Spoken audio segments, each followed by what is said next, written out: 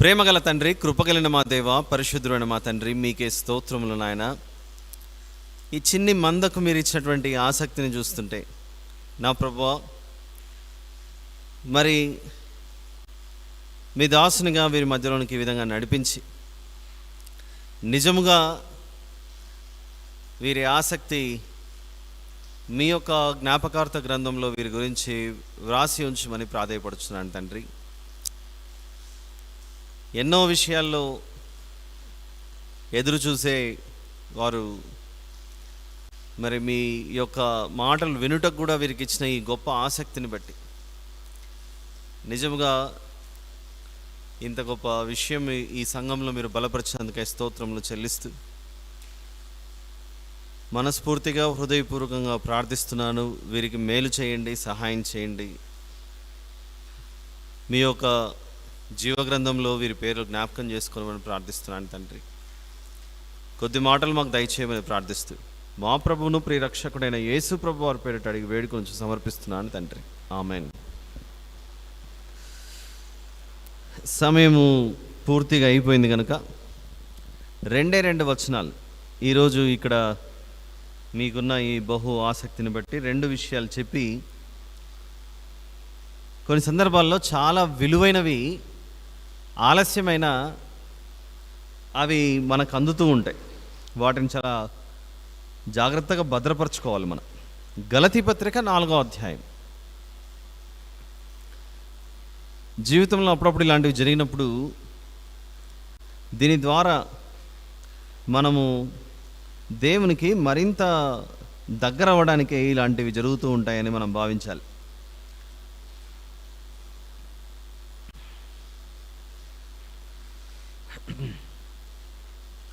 గలతీ పత్రిక 4వ అధ్యాయం. ఒకసారి 18వ వచనం చూద్దాం. 18వ వచనం, 18th verse. నేను మీ యొద్ద ఉన్నప్పుడు మాత్రమే గాక ఎల్లప్పుడూ మంచి విషయంలో ఆసక్తిగా ఉండుట యుక్తమే. నేను ఉంటేనే ఆసక్తి చూపించడం, నేను లేకపోతే ఆసక్తిని చూపించకపోవడం అనేది బైబిల్ ప్రకారంగా బైబిల్ సమర్థించదు. 2000 సంవత్సరాల క్రితం యేసు ప్రభు ఈ భూలోకానికి వచ్చిన తర్వాత, ఆయన మరణించి సమాధి చేయబడి తిరిగి లేచిన తర్వాత బాధ్యత అపోస్తలులకు అప్పచెప్పాడు. అపోస్తలులు పరిచర్య చేసే రోజుల్లో వారిలో ఏదైనా ఇలాంటి అవకాశం ఉంటుందేమో భవిష్యత్తులో దేవుని కార్యక్రమాల విషయంలో. ఈరోజు సాయంత్రం నేను 6:30కి బైబిల్ స్టడీకి రావడానికి ప్రయత్నిస్తే ఇక్కడికి చేరుకోవడానికి 9 దాటిన తర్వాత చేరుకున్నాను. అంటే హైదరాబాద్లోనే 6:30, 7:30, 8:30 అంటే 2:30 గంట పైన, ఇంచుమించు 3 గంటలు అనుకోండి. అంటే హైదరాబాద్ నుంచి కర్నూలు పోయినంత సమయం ఇది. వాస్తవానికైతే హైదరాబాద్ నుంచి కర్నూలు పోయేంత సమయం ఈరోజు నాకు బేగంపేట నుంచి చంద్రాయణగుట్టకు రావడానికి అంత టైం పట్టింది. నేను అనుకున్నాను, ఇంత వర్షం పడుతుంది కదా. నేను మధ్యలో సెక్రటరీ గారికి ఫోన్ చేసి, బ్రదర్ వచ్చే అవకాశమే కనబడట్లేదు, అంత ట్రాఫిక్ ఉంది ఈరోజు, మరి ఏం చేయమంటారు అంటే ఆయన కూడా ఆలోచిస్తున్నారు పెద్దలు. సరే ఒక పని చేయండి, సంఘస్థులను అడిగి చూడండి, వాళ్ళు ఎదురు చూస్తారంటే వస్తాను అని నేనే అన్నాను. ఆ తర్వాత 2 నిమిషాలకు మళ్ళీ కాల్ చేశారు. ఆ ట్రాఫిక్లో నాకు వినపడలేదు. మళ్ళీ నేను కాల్ బ్యాక్ చేస్తే రండి వచ్చేయండి అని అన్నారు. నా ఒక్కసారి ట్రాఫిక్ ఏమో కానీ మీరు కనపడుతున్నారు నా కళ్ళ ముందు. అరే వీరికి ఇంత ఆసక్తి, నేను అసలు నమ్మలేకపోయాను ఈ విషయానికి. నిజంగా మన సిఆర్పిఎఫ్ సంఘమేనా ఈ విధంగా ఎదురు చూస్తారని చెప్పి అన్నప్పుడు నాకు అనిపించింది అది. కాబట్టి మీకున్న ఈ ఆసక్తిని బట్టి నేను నిజంగా సంతోషిస్తూ, చిన్న మనవి, విజ్ఞాపన ఏంటంటే, కొన్ని సందర్భాలలో దేవుని సంబంధించిన విషయాలు మనం మర్చిపోతుంటాం. అప్పుడప్పుడు దేవుడు ఇలాంటివి జరిగించి మనకు జ్ఞాపకం చేసేది ఏంటంటే, ఆలస్యమైనా నా సేవకుడైతే వచ్చాడు కదా, నేను కూడా అలానే వస్తాను ఒకరోజు. నేను రావడం లేదని క్రైస్తవ విశ్వాసంలో నుండి మీరు తొలగిపోకండి. యేసు ప్రభు చెప్పిన మాట అదే. కొందరు ఆలస్యమని ఎంచుకొని ఉన్నట్లు నేను ఇంకా రావట్లేదని అనుకుంటారేమో. నేను రానే వస్తాను, ఖచ్చితంగా వస్తాను. పేతురు గారు రాసిన 2వ పత్రిక 3వ అధ్యాయంలో 9వ వచనం. పేతురు గారు రాసిన 2వ పత్రిక 3వ అధ్యాయం 9వ వచనం. కొందరు ఆలస్యమని ఎంచుకున్నట్లు ప్రభువు తన వాగ్దానమును గురించి ఆలస్యము చేయువాడు కాడు, కానీ ఎవడునూ నశింపవలనని ఇష్టపడక, ఇచ్చయింపక అంటే ఇష్టపడక, అందరూ మారు మనసు పొందవలనని కోరుచు మీ ఎడల దీర్ఘశాంతము గలవాడై ఉన్నాడు. కారణం ఏంటి యేసుప్రభు ఆలస్యం చేస్తున్నది అని అంటే, అందరూ మారు మనసు పొందాలని ఎదురు చూస్తున్నాడట. ఈరోజు ఇక్కడున్న ఈ మిమ్మల్ని అందరూ చూస్తుంటే నాకు చాలా ఆనందం అనిపిస్తుంది. కానీ ఆ చాలా ఆనందం బహు ఆనందంగా మారాలంటే ఏమి జరిగి ఉంటే బాగుంటుండే? మీరు ఎలాగైతే ఎదురు చూసారో మిగిలిన వారు కూడా అలా ఎదురు చూసి అందరూ వచ్చింటే అది చాలా సంతోషించేవాడిని, నిజంగా సంతోషించేవాడిని. కొందరికి ఉంది ఆసక్తి, మరికొందరికి లేకుండా పోయింది. ఎలాగైతే మనము సంతోషంగా ఉన్నా మీరందరూ ఎదురు చూస్తున్నప్పుడు నేను రానే వచ్చాను, అరే వచ్చాడులే, క్షేమంగా వచ్చాడు అని మీరు కూడా సంతోషించుంటారు, ప్రార్థన కూడా చేశారు. మీరు యేసు ప్రభు కూడా అదే ఉద్దేశంతోనే మనం చదువుకున్న పేతురు గారు రాసిన 2వ పత్రిక 3వ అధ్యాయం 9వ వచనంలో కొందరు అనుకుంటున్నారట, వస్తానన్న యేసు ప్రభు ఇంకా రావడం లేదు, ఆయన ఎప్పుడు వస్తాడో, అసలు నిజంగా వస్తాడో లేదో అనే నమ్మకం లేక సంకోచిస్తూ సందేహపడుతూ వెళ్ళిపోతున్నారంట ఈ విశ్వాసంలో నుండి బయటికి. అలా వెళ్ళిపోకండి అని చెబుతూ అందరూ మారు మనసు పొందాలని దేవుడు ఎదురు చూస్తున్నాడట.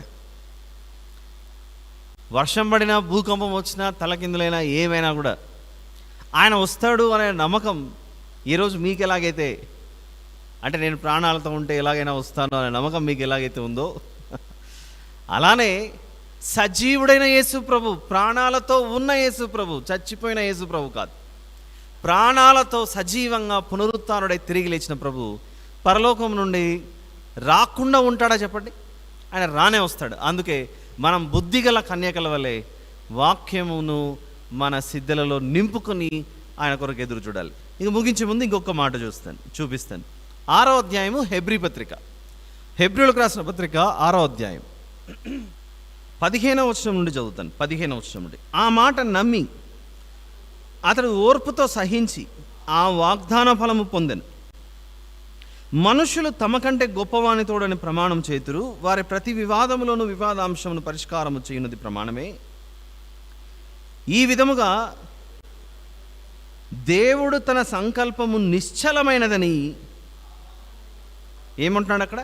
దేవుడు తన సంకల్పము నిశ్చలమైనదని ఆ వాగ్దానమునకు వారసులైన వారికి మరి నిశ్చయముగా కనుపరచవలనని ఉద్దేశించిన వాడై తాను అబద్ధమాడజాలని నిశ్చలమైన 2 సంగతులను బట్టి మన ఎదుట ఉంచబడిన నిరీక్షణను, ఎంత బాగుంది చూడండి అక్కడ, మన ఎదుట ఉంచబడిన నిరీక్షణను చేపట్టుటకు శరణాగతులమైన మనకు బలమైన ధైర్యము కలుగునట్లు ప్రమాణము చేసే వాగ్దానమును దృఢపరచను. ఇక్కడ దేవుడు మనతో మాట్లాడుతూ, నాయన, దేవుడు తన సంకల్పము నిశ్చలమైనదని చెప్తున్నాడు, చలించిపోయేది కాదు. ఆ వాగ్దానమునకు వారసులైన వారికి మరి నిశ్చయముగా కనుపరుస్తాడు కదా. ఎందుకంటే 19వ వచనంలో, ఈ నిరీక్షణ నిశ్చలమును స్థిరమునై మన ఆత్మకు లంగరు వలె నుండి తెర లోపల ప్రవేశించుచున్నది. నిరంతరము మెల్కీసెదెకు క్రమము చొప్పున ప్రధాన యాజకుడైన యేసు అందులోనికి మనకంటే ముందుగా మన పక్షమున ప్రవేశించాను.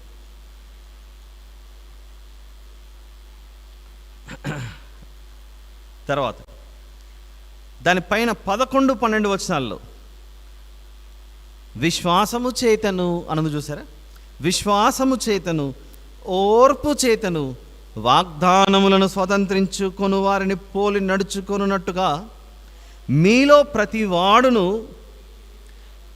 మీ నిరీక్షణ పరిపూర్ణమగు నిమిత్తము మీరిది వరకు కనుపరచిన ఆసక్తిని తుదమట్టు కనుపరచవలనని అపేక్షించుచున్నాము. Make a note of this. Note this point everybody.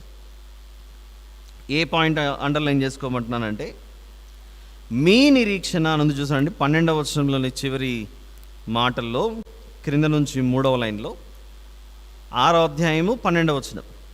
మీ నిరీక్షణ అని కనపడింది అందరికీ. ఈ మీ నిరీక్షణ పరిపూర్ణమగు నిమిత్తము మీరు ఇది వరకు కనుపరిచిన ఆసక్తిని తుదమట్టు కనుపరచవలనని అపేక్షించున్నాము. ఒక్కరోజు 2 రోజులు కాదట ఈ ఆసక్తి, తుదమట్టుకు ఉండాలట. తుదమట్టుకు అని అంటే ఏంటి? మన చివరి శ్వాస వరకు యేసు ప్రభువు మీద మనకున్న విశ్వాసం అన్నది తొలగిపోనేకూడదు. ఏమిటా విశ్వాసం అనంటే, ఇదిగో తిరిగి లేచిన ప్రభు నా సొంత దేశమైన పరలోకంలో ఉన్నాడు, నాకు మాట ఇచ్చాడు, నేనుండు స్థలంలో మీరు నుండులాగున మరలా వచ్చి తీసుకెళ్తానని. ఆ ప్రభు ఇచ్చిన మాట, మనుషులు కాదు ఇచ్చిన మాట, యేసు ప్రభువే ఇచ్చాడు మాట. ఆయన ఖచ్చితంగా నెరవేర్చి తీరుతాడు. ఆయన రానే వస్తాడన్న నమ్మకం మనము గట్టిగా నమ్మి విశ్వసించి ఈ ఆసక్తిని తుదమట్టు కొనసాగించాలట. క్రైస్తవ విశ్వాసంలో నుండి, క్రైస్తవ జీవితంలో నుండి ఎప్పుడు కూడా మనం తొలగిపోకూడదు అనే సందేశం ఇస్తున్నాడు. కాబట్టి చదువుకున్న 2 వచనాలు, ఏ 2 వచనాలు ప్రత్యేకంగా? గలతీ 4:18. ఒక్కసారి అది చదువుకొని మళ్ళీ వెంటనే హెబ్రీ పత్రిక చూసి మనం ముగింపు ప్రార్థన చేసుకుందాం. ఒకసారి చూడండి, గలతీ పత్రిక 4:18. నేను మీ యొద్ద ఉన్నప్పుడు మాత్రమే గాక ఎల్లప్పుడూ మంచి విషయంలో ఆసక్తిగా ఉండటం యుక్తమే. ఈరోజు నేను ఆలస్యంగా వచ్చిన మీరు చూపించిన ఈ ఆసక్తి మీరు ఎల్లప్పుడూ దేవుని ఎడల కూడా కలిగి ఉండాలనేది నేను కోరుచున్నాను. అది యుక్తమే. ఇప్పుడు హెబ్రీ పత్రిక 5వ అధ్యాయం 12వ వచనం చూద్దాం. హెబ్రీ పత్రిక 5:12. మీ నిరీక్షణ పరిపూర్ణమగు నిమిత్తము మీరిది వరకు కనుపరిచిన ఆసక్తిని తుదమట్టుకు కనుపరచవలనని అపేక్షించున్నాం. మీ వద్ద ఆశించేది ఇదిగో చివరి వరకు ఈ విశ్వాసయాత్రలో నమ్మకంగా కొనసాగండి. ఎందుకంటే ఆ 18వ వచనంలో చెప్పాడు, దేవుడు తన సంకల్పము నిశ్చలమైనదని అని చెప్పాడు. నేను తలపెట్టిన సంకల్పం నిశ్చలమైనది, అది తొలగిపోదు. మీరు నమ్మండి, దాన్ని విశ్వసించండి. నేను ఇచ్చిన మాట నెరవేరుస్తాను. ఏంటి ఇచ్చిన మాట? మీరు తుదమట్టుకు ఈ విశ్వాసంలో కొనసాగితే నేనుండు స్థలంలో మీరు నుండులాగున మరలా వచ్చి తీసుకెళ్తాను. అవును ప్రభువా, నువ్వు వచ్చే ముందే మేము కన్ను మూసి మరి ఒకవేళ సమాధిలో ఉంటే ఏంటి అనే ప్రశ్న మనకు వచ్చిందనుకోండి, అప్పుడు అంటాడు, నాయన ఈ సృష్టిని అంతా చేసింది నేనే కాదా? సిలువ మీద వేలాడుచున్న దొంగతో నేను అన్నాను, నేడు నీవు పరదేశంలో నాతో కూడా, నేడు నీవు నాతో కూడా పరదేశంలో ఉండు అని అన్నాడు. నువ్వు నాలో కన్ను మూస్తే నేను నిన్ను కూడా క్షేమంగా పరదేశంలో ఉంచుతాను కదా. నేను వచ్చే సమయానికి సమాధులు తెరవబడి అందులో నుంచి మీరు మహిమ శరీరంగా వస్తారు కదా. ఎందుకు ఆ అల్ప విశ్వాసం? దాన్ని మీరు ఏమాత్రం పట్టించుకోకండి. మీరు నాలో కొనసాగండి, అందులో నుంచి ఫలం ఎలా రావాలో అది నేను చూసుకుంటాను అంటాడు. కాబట్టి ఒకవేళ సజీవంగా ఉన్నామనుకోండి, ఇంకా అంతకంటే గొప్ప భాగ్యం ఏంటి? ప్రభు వస్తూ ఆకాశం తెరవబడుచుండగా మనం ప్రత్యక్షంగా చూస్తాం కదా. కొన్ని సందర్భాల్లో మన ప్రాంతాలకు ఎవరైనా అత్యున్నత అధికారం వచ్చాడు అనుకోండి, ఆయన ఒక్కసారి ప్రత్యక్షంగా చూస్తుంటే బాగుంటుండే కదా అని అనిపిస్తుంటుంది. అలాంటిది యేసు ప్రభువే ప్రత్యక్షంగా కనపడ్డాడు అనుకోండి, ఇంకేంటి మహాభాగ్యం అది. కాబట్టి 2 విధాలు కూడా మనకు లాభమే. అందుకే నా మట్టుకైతే బ్రతుకుట క్రీస్తే, చావైతే లాభం. ఎందుకు ఆ మాట? మరణిస్తే విశ్వాసుల దగ్గరికి, యేసు ప్రభు దగ్గరికి మనం బయలుదేరి వెళ్ళిపోతాం. బ్రతుకుట క్రీస్తే ఎందుకు? నేను విశ్వసిస్తున్నాను, అబ్రహాం గారి వలె యాత్రికునిగా ఉన్నాను. అనేక మందికి ఇంకా నా ప్రభువు గురించి నేను వివరించలేకపోయినా నా జీవితమే, నా బ్రతుకే ఒక గొప్ప సువార్తగా ఉండి యేసు ప్రభు యొక్క పరిమళ వాసనను వెదజల్లుటకు నేను ఇంకా జీవించుచున్నానని చెప్పడానికి అవకాశం ఉంటుంది. బ్రతికినా ప్రభువు కొరకే, చనిపోయినా మనకెంతో లాభమే.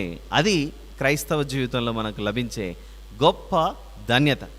ఆలోచించి బలపడాలని ఆశిస్తూ ఇంకా అనేక విషయాలు మనం వచ్చే ఆదివారం ప్రభు చిత్తమైతే వీటి గురించి ఆలోచిద్దాం. ప్రార్థన చేసుకుని ప్రకటనలు ఏమైనా ప్రార్థన చేసుకుని ముగించి ప్రకటనల తర్వాత ముగింపు ప్రార్థన చేద్దాం.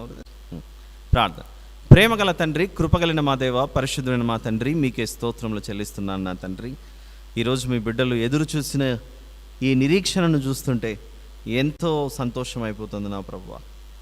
నా తండ్రి, వీరు చూపించిన ఆసక్తిని మీరు జ్ఞాపకం చేసుకొని తుదమట్టుకు వీరి విశ్వాసయాత్రలో గొప్పగా సాగిపోవటకు సహాయం చేయని ప్రార్థిస్తూ ఈ కృతజ్ఞతాస్తుతి ప్రార్థన మా ప్రభువును ప్రియరక్షకుడైన యేసు ప్రభు వారి పేరిట అడిగి వేడుకొంచు సమర్పిస్తున్నాను తండ్రి. ఆమేన్.